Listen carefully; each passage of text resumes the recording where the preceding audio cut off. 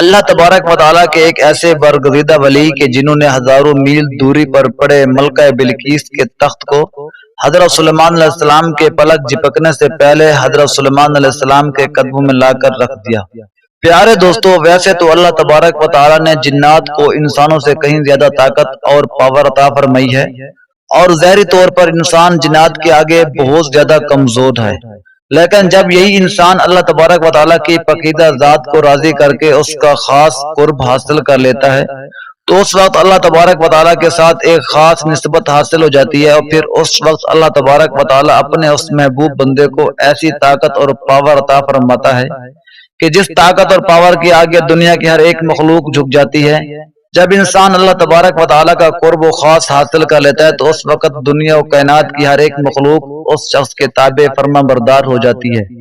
اور وہ شخص زمین پر بیٹھ کر دنیا کی ہر ایک چیز کو دیکھ سکتا ہے اور اس کی سیر کر سکتا ہے، جیسا کہ اس بات کی طرف اشارہ کرتے ہوئے اللہ تبارک و تعالیٰ حدیث کی پاک اندر ایک کچھ یوں ارشاد فرماتا ہے کہ جب میرا بندہ میرا قرب حاصل کر لیتا ہے تو میں اس کی آنکھ بن جاتا ہوں جس سے وہ دیکھ سکتا ہے، میں اس کے ہاتھ بن جاتا ہوں جس سے وہ پکڑتا ہے، میں اس کے پاؤں بن جاتا ہوں جس سے وہ چلتا ہے۔ پیارے دوستو، آج کے اس ویڈیو میں ہم آپ کو بتائیں گے ایک ایسے برگزیدہ ولی کہ جس کا ذکر خود اللہ تبارک و تعالیٰ قرآن پاک میں فرمایا، ان کا ایک عجیب و غریب قصہ جو کہ دنیا کی سب سے بڑی انوکھی بادشاہت میں پیش آیا۔ وہ سنائیں گے کس طرح حضرت سلیمان علیہ السلام کی صحبت میں بیٹھنے والے ایک عام سے انسان نے حضرت سلیمان علیہ السلام کے پلک جھپکنے سے پہلے لاکھوں میل دوری پر پڑے ملکہ بلقیس کے تخت کو اٹھا کر حضرت سلیمان علیہ السلام کی قدموں میں لا کر رکھ دیا۔ اللہ تبارک و تعالیٰ کے یہ بزرگزیدہ ولی کون تھے اور ان کا حضرت سلیمان علیہ السلام کے ساتھ کیا رشتہ تھا، ان کا نام کیا تھا، اور یہ ایسا کون سا عمل کرتے تھے جس کی وجہ سے اللہ تبارک و تعالیٰ نے ان کو جنات سے بھی زیادہ طاقت اور پاور عطا فرمائی تھی، انہوں نے کس طرح ملکہ بلقیس کے تخت کو پلک جھپکنے سے پہلے حضرت سلیمان علیہ السلام کی خدمت میں پیش کر دیا۔ پیارے دوستو، اس ایمان افروز اور دلچسپ واقعے کو سننے کے لیے آپ سے ہماری یہ گزارش ہے کہ ہماری اس ویڈیو کو اینڈ تک ضرور دیکھیے گا۔ پیارے دوستو، حضرت سلیمان علیہ السلام اللہ تبارک و تعالیٰ کے وہ برگزیدہ نبی اور بادشاہ گزرے ہیں جن کو اللہ تبارک و تعالیٰ نے دنیا کی سب سے انوکھی اور عجیب و غریب بادشاہت عطا فرمائی تھی، اور آپ کی بادشاہت پوری روئے زمین پر تھی۔ اللہ تبارک و تعالیٰ نے دنیا و کائنات کے ہر ایک مخلوق کو آپ کے تابع فرما بردار کر دیا تھا۔ دنیا کی ہر ایک مخلوق ہر وقت حضرت سلیمان علیہ السلام کی خدمت میں حاضر رہتی اور آپ کے حکم کی پابند رہتی۔ آپ کی حکومت ایسی نرالی تھی کہ آپ ہواؤں میں سفر کرتے، آپ کا تخت ہواؤں میں اڑتا اور آپ کے حکم سے ہوا چلا کرتی۔ جنات، پریاں، چرند پرند، حیوانات، الغرض دنیا کی ہر ایک مخلوقات ہمہ وقت آپ کی خدمت میں حاضر رہتی، اور تمام تر مخلوقات آپ کی خدمت کے امور سر انجام دیتی۔ جہاں ایک طرف دنیا کے سب سے طاقتور جنات آپ کی خدمت میں حاضر رہتے، اللہ تبارک و تعالیٰ کے ایک برگزیدہ ولی ایسے بھی تھے جن کو اللہ تبارک و تعالیٰ نے حضرت سلیمان علیہ السلام کی بادشاہت کی طرح نرالی شان اور طاقت عطا فرمائی تھی۔ ان کا نام حضرت آصف بن برخیہ تھا۔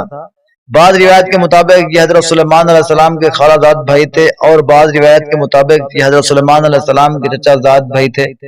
اور بعض روایت کے مطابق یہ آپ کے وزیر تھے۔ پیارے دوستو، روایت میں آتا ہے کہ ایک مرتبہ حضرت سلیمان علیہ السلام اپنے لشکر کو لے کر کسی سفر پر روانہ ہوئے۔ اس سفر کے اندر دنیا کی ہر ایک مخلوق آپ کی خدمت کے لیے حاضر تھی، اور اسی لشکر کے اندر آپ کا ایک چہیتا پرندہ تھا جس کا نام ہد ہد تھا۔ اس کی ڈیوٹی یہ تھی کہ حضرت سلیمان علیہ السلام کا لشکر جہاں کہیں پر بھی پڑاؤ کرتا تو وہ پرندہ حضرت سلیمان علیہ السلام کے وضو اور دیگر ضرورت کے لیے زمین سے پانی تلاش کرتا۔ اس پرندے ہدہد کی نظر میں اللہ تبارک و تعالیٰ نے یہ طاقت رکھی تھی کہ یہ آسمان پر اڑتے ہوئے زمین پر نظر ڈالتا اور جہاں پر پانی ہوتا اس جگہ کی نشاندہی کر دیتا، اور پھر وہیں پر حضرت سلیمان علیہ السلام کا لشکر پڑاؤ کرتا، اور پھر اسی جگہ سے جنات کی مدد سے زمین سے پانی نکال لیا جاتا اور اس پانی سے تمام تر ضروریات کو پورا کیا جاتا۔ ایک مرتبہ ایسا ہوا کہ حضرت سلیمان علیہ السلام کسی سفر پر روانہ ہوئے تو حضرت سلیمان علیہ السلام نے کسی مقام پر پڑاؤ کرنا چاہا تو آپ علیہ السلام نے اپنے پیارے چہیتے پرندے ہدہد کو طلب کیا تاکہ وہ ان کے لیے پانی تلاش کرے، لیکن اس وقت ہدہد آپ کے لشکر میں موجود نہ تھا۔ اس پر حضرت سلیمان علیہ السلام بہت زیادہ غصے ناک ہوئے اور آپ فرمانے لگے کہ آج اگر حضرت نے اپنے غائب ہونے کی قابل قبول وجہ نہ بتائی تو میں ضرور اس کو سزا دوں گا۔ تو کچھ دیر بعد حضرت سلیمان علیہ السلام کی خدمت میں حاضر ہوا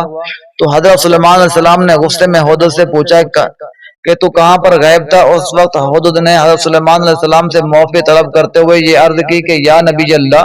میں معذرت چاہتا ہوں، لیکن آج میں نے ایک عجیب و غریب بادشاہ کو دیکھا۔ وہ سلطنت کی بادشاہ ایک شہزادی ہے جو کہ بہت ہی حسین و جمیل ہے، اور وہ سلطنت کے تمام تر لوگ اللہ تبارک و تعالیٰ کی پاکیزہ ذات کو چھوڑ کر سورج کی پوجا کرتے ہیں، اور اس حسین و جمیل ملکہ کا ایک عالی شان تخت بھی ہے جس کے اوپر طرح طرح کے ہیرے جواہرات جڑے ہوئے ہیں۔ چونکہ حضرت سلیمان علیہ السلام نے اللہ تبارک و تعالیٰ کے برگزیدہ نبی تھے اور آپ پوری روئے زمین کی حکمرانی عطا کی گئی تھی، لہذا جب حضرت سلیمان علیہ السلام نے حضرت کی یہ بات سنی تو حضرت سلیمان علیہ السلام نے اس قوم کو ہدایت کی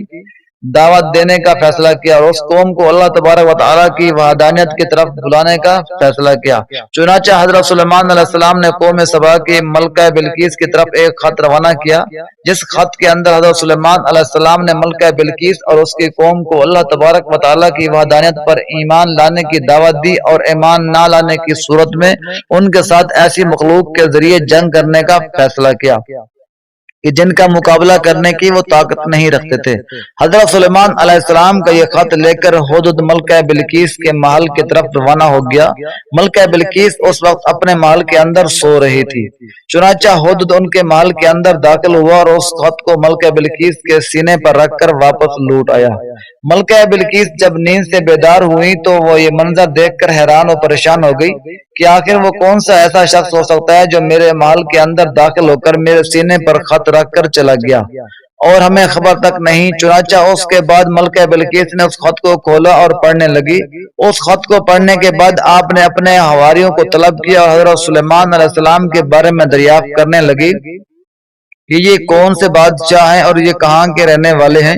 چنانچہ ملکہ بلقیس کے حواریوں نے ملکہ بلقیس کو بتایا کہ یہ حضرت سلیمان علیہ السلام ہیں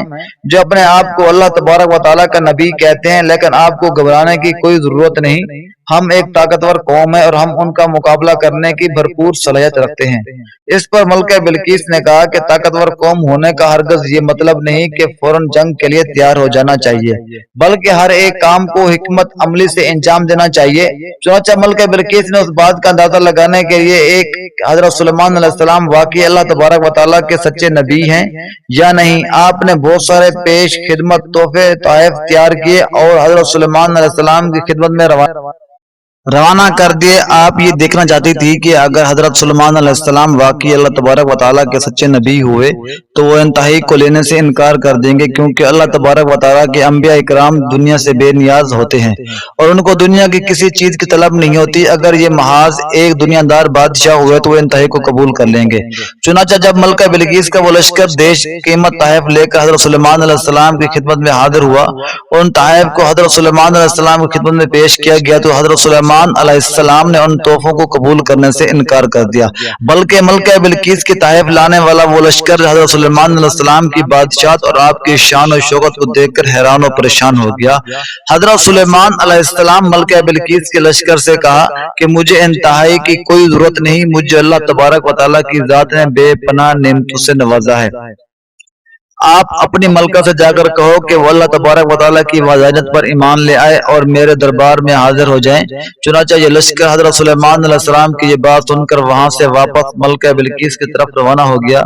جب یہ لشکر ملکہ بلقیس کے دربار میں حاضر ہوا تو اس لشکر نے ملکہ بلقیس کو حضرت سلیمان علیہ السلام کی شان و شوکت کے بارے میں بتایا اور ان کی عظیم و شان بادشاہت کے بارے میں بتایا۔ اپنے لشکر کی یہ بات سن کر ملکہ بلقیس بہت زیادہ متاثر ہوئی اور حیران و پریشان ہوئی۔ چنانچہ ملکہ بلقیس نے حضرت سلیمان علیہ السلام کی خدمت میں حاضر ہونے کا فیصلہ کر لیا۔ ملکہ بلقیس نے ایک عالی شان لشکر تیار کیا اور اس لشکر کو لے کر حضرت سلیمان علیہ السلام کی طرف روانہ ہو گئی،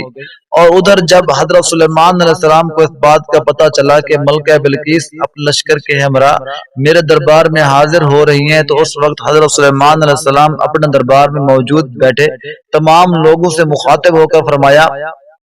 کوئی ایسا شخص ہے جو ملکہ بلقیس کے محل میں پہنچنے سے پہلے اس کے عالی شان تخت کو میری خدمت میں لا کر حاضر کر دے۔ چنانچہ اس وقت